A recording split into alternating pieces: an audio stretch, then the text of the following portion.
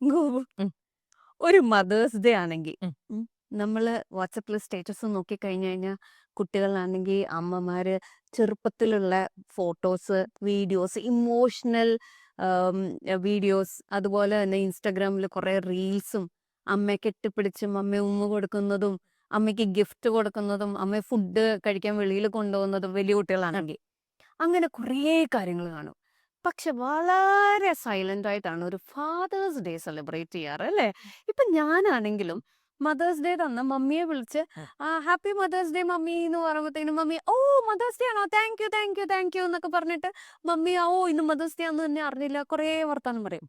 Daddy ആണെങ്കിൽ fathers ഡേക്ക് ഡാഡിയെ വിളിച്ചു കഴിഞ്ഞാൽ ഹാപ്പി ഫാദേഴ്സ് ഡേ ഡാഡി, ഏ ഹാപ്പി ഫാദേഴ്സ് ഡേ ഡാഡി, ആ ആ ശരി ശരി, ഇത്രേ ഉള്ളൂ ആക്ച്വലി. അപ്പം ആക്ച്വലി ഈ ഫാദേഴ്സ് എന്ന് പറഞ്ഞു കഴിഞ്ഞാൽ അവരുടെ സ്നേഹം വേർഡ്സിലല്ല അല്ലേ? അവര് ഈ ഐ ലവ് യു കിഡ്സ് എന്നൊക്കെ പറഞ്ഞിട്ട് പറയുന്നത് ഇപ്പൊ കുറെ ചേഞ്ച് ഉണ്ട്. ഞാൻ എന്നാലും ഭൂരിഭാഗം ഫാദേഴ്സിനെ കുറിച്ചാണ് പറയുന്നത്. അതുപോലെ ഹഗ് ചെയ്യുക ഉം. അങ്ങനൊന്നുമില്ല, ഭയങ്കര സൈലന്റ് ആണ് അവരുടെ ലവ്. പക്ഷെ ഡെയിലി ആ വീട്ടിൽ ആ ലവ് ഇല്ലെങ്കിൽ ഒരു വലിയ ശൂന്യതയാ അല്ലേ? ഫാദേഴ്സ് ഡേ എന്ന് പറയുന്ന ഒരു കാര്യം നമ്മൾ എന്തുകൊണ്ട് മദേഴ്സ് ഡേ പോലെ ഒരു ഹൈപ്പിൽ സെലിബ്രേറ്റ് ചെയ്യുന്നില്ല? അതറിയില്ല. ഈ വേർഡ് ഫാദർ, ആ വേർഡ് എടുക്കുന്നേ, അതിന് പല ഫോംസ് ഉണ്ട് അല്ലേ? ചിലർ ഫാദർ, അപ്പച്ചൻ, അപ്പ, പപ്പ, ബാപ്പ, ഇങ്ങനെയൊക്കെ വിളിക്കുന്നതിന് മുമ്പ് അയാൾ ശരിക്കും പറഞ്ഞ ആരാണ്? ഏതോ ആളുടെ ഒരു മോൻ അല്ലെ, ഒരു കുഞ്ഞു മോൻ. ആ ഒരുപാട് സ്വപ്നങ്ങളും ആഗ്രഹങ്ങളും എന്തൊക്കെയോ പേടികളും ഇൻസെക്യൂരിറ്റീസും ഒക്കെ ഉള്ള ഒരാളാണ്. പെട്ടെന്ന് ഒരാൾ അയാൾ കുറച്ച് ദിവസം കഴിയുമ്പോൾ ഒരു അച്ഛനാവണ വലുതായിട്ട്. അച്ഛനായ ആ കുട്ടീനെ കിട്ടിക്കഴിഞ്ഞാൽ ഉടനെ പിന്നെ അയാളുടെ ആ ഡ്രീംസും അംബിഷൻസും ഒക്കെ സൈഡിലേക്ക് വെച്ച് പിന്നെ ആ കുട്ടിക്ക് എന്താണോ ഇഷ്ടം അത് നോക്കി തുടങ്ങുന്ന ഒരു നല്ലൊരു മനുഷ്യൻ. സത്യം പറയാൻ വെച്ചാൽ അച്ഛൻ എന്ന് പറഞ്ഞ കറക്റ്റ്. അതുപോലെ ഇപ്പൊ ഓർക്കും, നമ്മുടെ വീട്ടിൽ നമ്മളൊരു വെക്കേഷന് പോകണം, ഒരു ട്രിപ്പിന് പോകണം. ഈ ട്രിപ്പ് ആക്ച്വലി ആ വീട്ടിലെ അച്ഛൻ എന്തായിരിക്കും പറയുന്നത്? ആ നമ്മൾ ഇന്ന ദിവസം ഇന്ന സ്ഥലത്തേക്ക് പോകാൻ ഒരു പ്ലാൻ ഇട്ടിട്ടുണ്ട് എന്ന് പറയുന്നതും പിള്ളേരും അമ്മയൊക്കെ ഭയങ്കര എക്സൈറ്റ്മെന്റും ഫുള്ള് പാക്ക് ചെയ്യലും ഒക്കെയാ.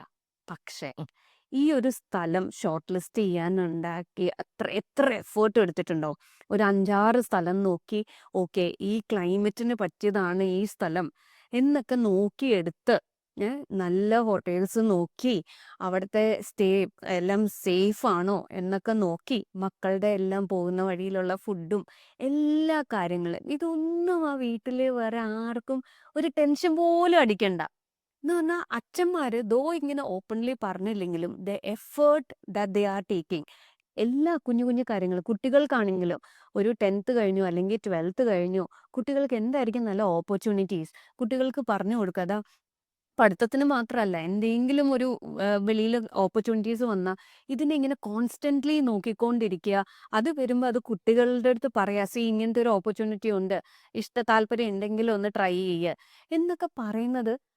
ആ എന്തോരം എഫേർട്ടും എന്തോരം സ്ലീപ്ലെസ് നൈറ്റ്സും അല്ലെ ആ ഫാമിലിയെ പ്രൊട്ടക്റ്റ് ചെയ്യുക, ആ ഫാമിലിയുടെ ആവശ്യങ്ങൾക്കൊക്കെ നിൽക്കുക. നീ പറഞ്ഞ പോലെ ഏതോ ഒരു മോൻ, ഒരു വീട്ടിലെ മോൻ അച്ഛനാകുമ്പോ തൊട്ട് ആ ഷോൾഡറിൽ വരുന്ന ഒരു റെസ്പോൺസിബിലിറ്റി, ആരോടും പറയാത്ത ഒരു എന്താ പറയാ ആ ഒരു റെസ്പോൺസിബിലിറ്റീസ് സ്വന്തമായിട്ട് എടുത്തുകൊണ്ടിരിക്കുന്നത് ചില്ലറ കാര്യമൊന്നുമല്ല.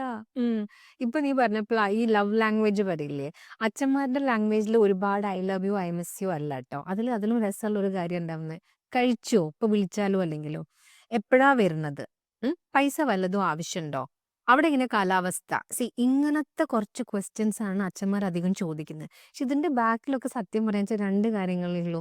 I miss you I love U ഞാൻ നിന്നെ തന്നെ ആലോചിച്ചുകൊണ്ടിരിക്കുക എന്നാണ് അവർ പറയാൻ ഉദ്ദേശിക്കുന്നത്. പക്ഷെ പറഞ്ഞു വരുമ്പോൾ അവരുടെ ലാംഗ്വേജിൽ വേറെ പലതും വരിക. അവിടുത്തെ കാലാവസ്ഥ, വെയിലിന് ചൂടുണ്ടോ, വെള്ളം കുടിക്കുന്നുണ്ടോ, ഇങ്ങനത്തെ ഓരോരോ ക്വസ്റ്റ്യൻസ് അവർ ചോദിക്കുന്നതിന്റെ ബാക്കിൽ നമ്മൾ മനസ്സിലാക്കണം അവരെന്താ പറയാ ഉദ്ദേശിക്കണേന്ന്. അതെ, പിള്ളേര് സേഫ് ആണോ എന്ന് പറഞ്ഞാൽ അച്ഛന്മാർക്ക് വലിയ സമാധാന. ഇത് പറയുമ്പോൾ ഗോപു, ഞാന് സ്കൂളിൽ പഠിക്കുന്ന സമയത്താട്ടോ ഫ്രണ്ട്സ് ഒക്കെ കൂടെ, അപ്പോഴാണ് ദിൽ തോ പാഗലെ അങ്ങനെ കുറേ മൂവീസ് ഇറങ്ങിയിട്ടുണ്ടായിരുന്നു. അപ്പൊ ഞങ്ങൾ പ്ലാൻ ചെയ്ത് മൂവിക്ക് പോകാൻ വേണ്ടിയൊക്കെ വരുമ്പോഴത്തേക്കിനും 2-3 ചോദ്യങ്ങളേ ഉള്ളൂ. ഡാഡി പോണ്ടാന്നോ ഒന്നും പറയാറില്ല. എപ്പോഴാ മൂവി തീരുന്നത്? തീർന്നു കഴിഞ്ഞു കഴിഞ്ഞാൽ നിങ്ങൾ വല്ലതും വേറെ പരിപാടി വല്ലതും ഉണ്ടോ? എപ്പോ വീട്ടിലേക്ക് വരും? ഈ ഒരു 3 കാര്യങ്ങളേ ഉള്ളേ. പക്ഷേ ഉം. ഈ ഒരു കാര്യങ്ങൾ അന്നത്തെ കാര്യം അന്നത്തെ കാലത്ത് ഞാൻ ഓർക്കും, ഡാഡി എന്തിനാ ഇങ്ങനെ ചോദിക്കണേ? ഉം. എന്തുകൊണ്ടാ ഞാൻ തിരിച്ചു വീട്ടിലേക്ക് തന്നെയല്ലേ വരുന്നേ എന്നൊക്കെ ഞാൻ വിചാരിക്കും. പക്ഷേ ഇപ്പം എൻ്റെ മക്കളുടെ അടുത്ത് അവരുടെ അച്ഛൻ ഇങ്ങനെ ചോദിക്കുമ്പോഴാണ് മനസ്സിലാവുന്നത്, ഓ എത്ര ടൈമിന് മോളെ എക്സ്പെക്ട് ചെയ്യാം, അവൾ ആ ടൈമിൽ വന്നില്ലെങ്കിലല്ലേ അവർക്ക് ടെൻഷൻ ആവുന്നേ. അപ്പം ഏകദേശം ഒരു ടൈം ഇങ്ങനെ കാൽക്കുലേറ്റ് ചെയ്തൊക്കെ വെച്ച് കഴിഞ്ഞ് കഴിഞ്ഞാൽ ഓക്കെ മനസ്സിലാകും ഈ ഒരു ടൈമിന് കുട്ടി വീട്ടിൽ വരും. അപ്പം നമ്മളെ പ്രൊട്ടക്റ്റ് ചെയ്ത് നമ്മളുടെ എൻവയറമെന്റ് എല്ലാം സേഫ് അല്ലേ എന്നുള്ളൊരു അനാലിസിസിലാണ് അവർ ഈ ചോദ്യങ്ങൾ ചോദിക്കുന്നത്. പിള്ളേരാകുമ്പോൾ പിള്ളേർക്കൊന്നും ഇത് മനസ്സിലാവും. ഓ അച്ഛൻ വെറുതെ കുറെ ക്വസ്റ്റ്യൻസും ചോദിച്ച്, ഈ അച്ഛനൊന്നും വേറെ പണിയില്ലേ, എന്തിനാ മമ്മ അച്ഛൻ ഇങ്ങനെ കുറെ ക്വസ്റ്റ്യൻസ് ചോദിക്കുന്നത്, ഇതൊക്കെ ആയിരിക്കും പിള്ളേരുടെ മനസ്സിൽ വരുന്നത്. പക്ഷേ ഒരു വലിയ ഒരു ഷീൽഡാണ് നിങ്ങളുടെ ചുറ്റുമുള്ള ഈ അച്ഛന്മാരുടെ ഈ ക്വസ്റ്റ്യൻസ്. അതെ, നമ്മൾ എന്താ അറിയോ, ഈ പറഞ്ഞ പോലെ ഒരു കുട്ടീനെ ഒരു അച്ഛന്റെ കയ്യിലേക്ക് ഫസ്റ്റ് വെച്ചു കൊടുക്കുന്നതോട് കൂടെ സൊസൈറ്റി അവരുടെ ഷോൾഡറിൽ വേറൊരു വലിയ ബർഡൻ വെക്കുന്നുണ്ട്. അതെന്താ അറിയോ, you are the strongest pillar. ഈ ഫാമിലിന്റെ സപ്പോർട്ട് നിങ്ങളാണ്.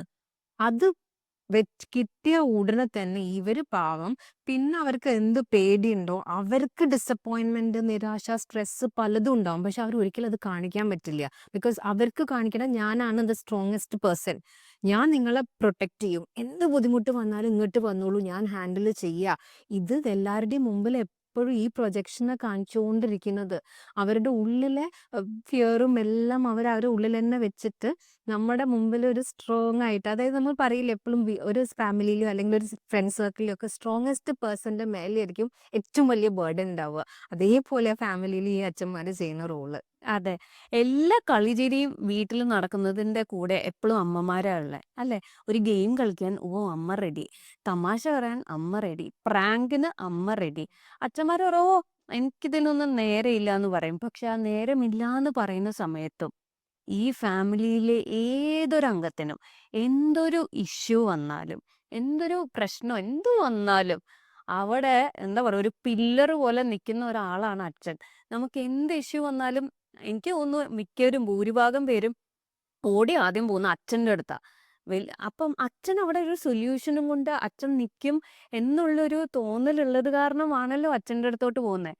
അപ്പം മിക്ക ഫാദേഴ്സിനും ഇതുപോലെ ഐ ലവ് യു കെട്ടിപ്പിടുത്തം, അല്ലെങ്കിൽ എന്താ പറയാ, ആ ഒരു ലവ് ലാംഗ്വേജ് മദേഴ്സിനെ പോലെ എക്സ്പ്രസീവ് അല്ലെങ്കിലും അവരുടെ സ്നേഹം ഒരിക്കലും അമ്മമാരുടെ സ്നേഹത്തിനെക്കാട്ടും കുറവുമല്ല. അത് ശരിയാ.